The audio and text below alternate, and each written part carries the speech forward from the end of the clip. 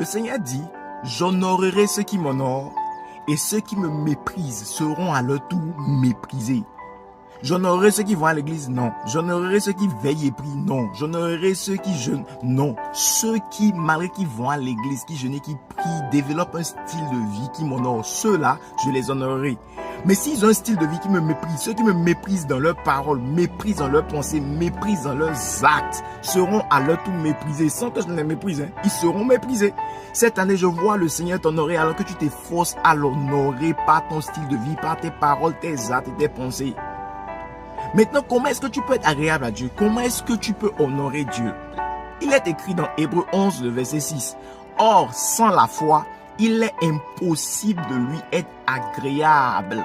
Or, sans la foi. Donc, l'élément majeur, la première attitude que tu dois développer, la première chose capitale que tu dois faire pour plaire à Dieu, mais pour lui être agréable, c'est d'avoir la foi en lui.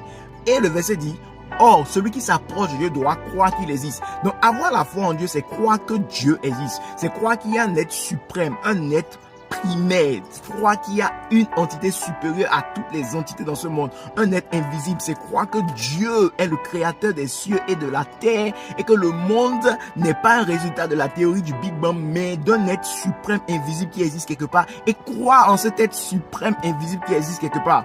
Et si tu crois en cet être visible, invisible qui existe quelque part, mon frère, tu ne vas plus te prosterner devant les statues. Tu ne vas pas te prosterner devant les statues faites à main d'homme encore pour dire que c'est Dieu. Non, Dieu est un créateur suprême invisible. Adam et Ève causaient-ils avec une statue? Non, ils parlaient avec le Dieu invisible. Et Dieu veut causer avec toi. Le Dieu invisible, créateur des cieux et de la terre, veut causer avec toi. Mais il faut que tu aies la foi en lui. Il faut que tu crois qu'il existe. Et si tu crois qu'il existe, tu vas mettre les idoles de côté et apprendre à te concentrer sur lui. Et il faut croire que Dieu existe et croire qu'il est le rémunérateur de ceux qui le cherchent. Ceux qui le cherchent, pas ceux qui cherchent l'argent qu'il peut donner, pas ceux qui cherchent la promotion, les bénédictions, et la voiture, le mariage qu'il peut donner, mais ceux qui cherchent Dieu. Dieu récompense ceux qui le cherchent lui. Ceux qui veulent qu'il se révèle à eux davantage. Ceux qui veulent qu'il se manifeste dans leur caractère, dans leur nature davantage. Dieu se rémunère ce genre de personnes, même ceux qui ne prient, pour la récompense. Donc, deviens un chercheur de Dieu cette année 2026. Chercheur de Dieu, chercheur de qui Dieu est, chercheur de sa présence.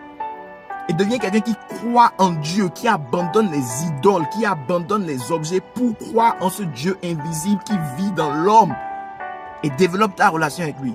Et croire en Dieu, avoir la foi en Dieu, c'est aussi avoir la foi en sa parole. Avoir la foi que ce que sa parole a dit est vrai.